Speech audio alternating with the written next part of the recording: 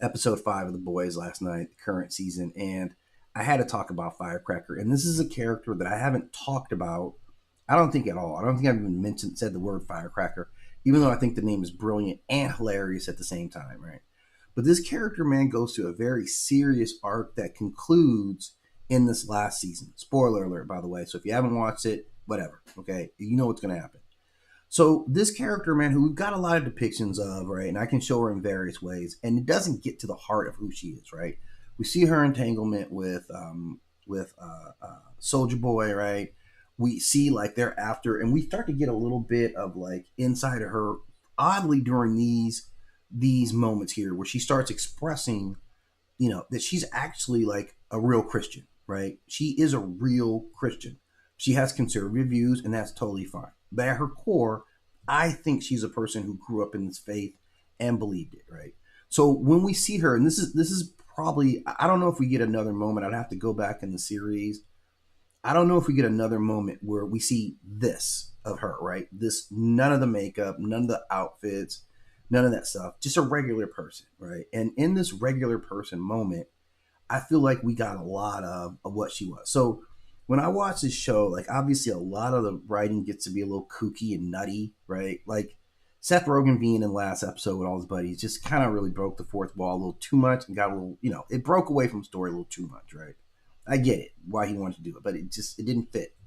But this here is an example of some great writing. I don't know if we take that credit from the actual writers or how they executed the show, but this is a real moment because we start talking about actual faith and giving up your faith. And again, I'm not coming at this take as a Christian. I'm coming at this take as someone who follows mythology. So I kind of follow belief systems all over the world. And so I kind of draw lines, not lines, but I like to put, use their guardrails. If you say that these are the tenets of your faith, then I watch to observe to see, okay, are you actually saying, are you actually living by the tenets? If you don't live by the tenets of your own faith, I can't really respect what you're saying about your faith.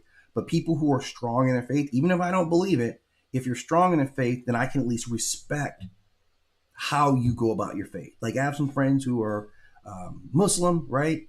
And they stay within the tenets of Islam. Like if I catch one of them eating a pork chop sandwich, I'm going to be like, yeah, you ain't really Muslim, right? I'm going to say that, right? Because you're not following the tenets or whatever. Like if you're a Christian and you don't practice as Jesus was, like, again, I'm not a Christian, but I know some things about what Jesus said about compassion, about forgiveness and things like that, right?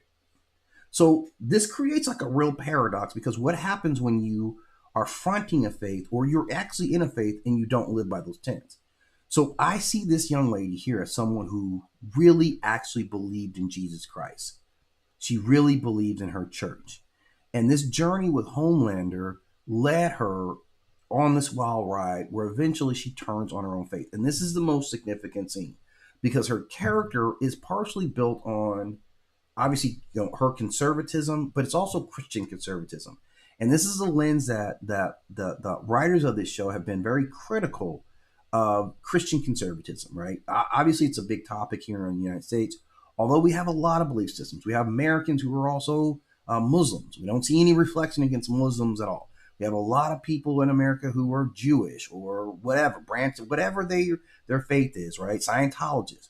This show specifically attacks conservative Christian cultures. And I'm not saying whether that's right or wrong. I'm simply saying that that's a big element of the show. So there is a little bit of accountability when you talk about it. But again, I think this is a great breakdown for this character and her arc, watching it go down, right? Because at the end of the day, they still kind of reveal her as being this kid. Like we get to see her as this vulnerable person who was this child who had a really tough life, who found salvation on earth through the church, through this pastor of hers, right? I think if I got any images of the pastor, I don't think I have one up. I thought I had that scene up, but so you see that scene where she meets with her pastor. Well, in this scene here, right? The pastor's shoulders here. So she's having this real moment with her real pastor, talking about what he really did for her in life. And I mean down to like, I fed you, right? Where she's like, I knew I was going to get one hot meal a day because of you, right? So this is very, very powerful stuff and really sets up the backstory of who she is. And she's been expressive about who she is. And one of the things that I think was easy to pick up on her was her dealing with the perceptions of her. that she's this white trash idiot, and she says it to Sister Sage, and Sage, of course, has a very nasty response to it. But I get where she's coming from. I get that sometimes people from her community carry that burden around them, that people have these expectations or these low expectations of who they are, that they are, dumb, that they're poor, that they're dirty, all these things that are not true about people who come from, where she comes. Like, she seems like Florida, a little more rural. So she's like regular ass white people here in America, right? And there's nothing wrong with that. Economics do not make you a bad person. Your faith does not make you a bad person. What you believe and what you value does not make you a bad person. So I kind of felt that moment where I understood that she's fighting against all that. So her burden coming into this was a lot more different than everyone else's. She doesn't come with this overwhelming sense of righteousness or entitlement. She comes from a person who's been seen as kind of untouchable, right? Not untouchable in the real sense, but we look down on you. And she expressed that very clearly. And that takes a lot of courage. And she has that moment with both Annie, who then turns around and kind of fucks her over. And she has that moment with Sister Sage at the same time, right? Or later, as that moment. So she's carrying a lot. They pack a lot into this character. And I think the payoff was definitely worth it. So what I wanted to look at was a couple of key moments. Not this moment. That was a great looking moment. Not this moment. But this moment, we're kind of seeing her having some realizations. She's having conversations with Homelander. But then she has to go back to this personality. She has to go back and be the truth bomb, right? Firecracker with the truth bomb. And she has to level her criticism at the very church that brought her up. So again, if you watch the scene, spoiler alert, you shouldn't be watching this if you haven't watched the episode. What do you want me to do? Right? So during this, where she has to make some really harsh allegations that end up getting churches in her community raided.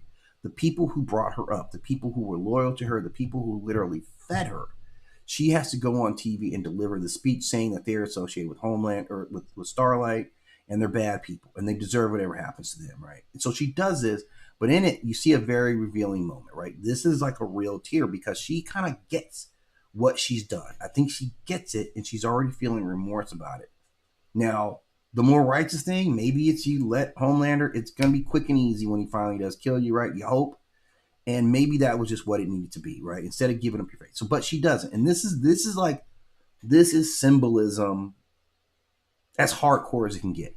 She'd been carrying the symbol since she was a child. Her pastor talks about it. If she was still carrying that around with her. And apparently she was. But she got to a moment where she could no longer carry this and be what if Homelander saw her carrying this, she'd be dead. So she makes this decision and she casts off her faith. This is a very powerful moment because even within her own belief system, this is a big no-no, right? There are consequences because she had been saved. So you're under the protection of Jesus, and then you renounce Jesus. Now, from everything I've read about Jesus, and I know some Christians will correct me, and that's fine. If you're teaching me about your faith, I have no issues with that.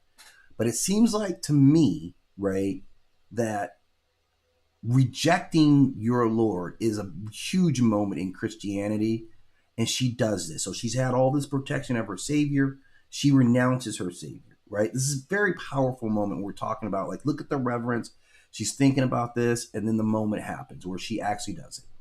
And then she dies. So she renounces her deity. A little while later, let's say a few minutes later, now you're dead.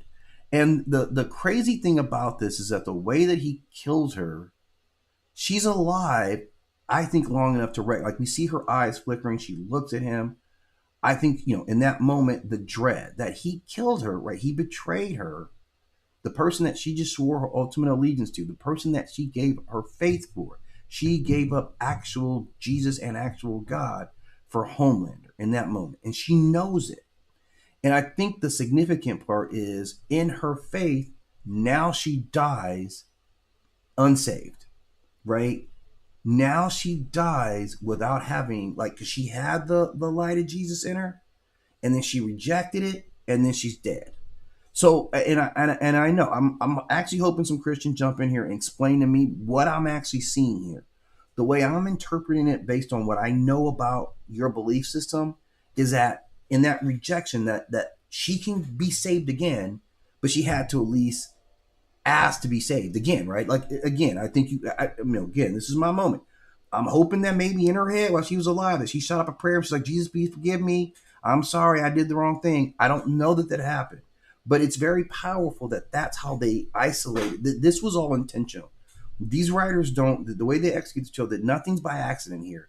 So they intentionally have this moment of her rejecting her physically, ritually rejecting Jesus, and then being killed. And in that time gap, I don't believe that there was any forgiveness. So what happens to her now?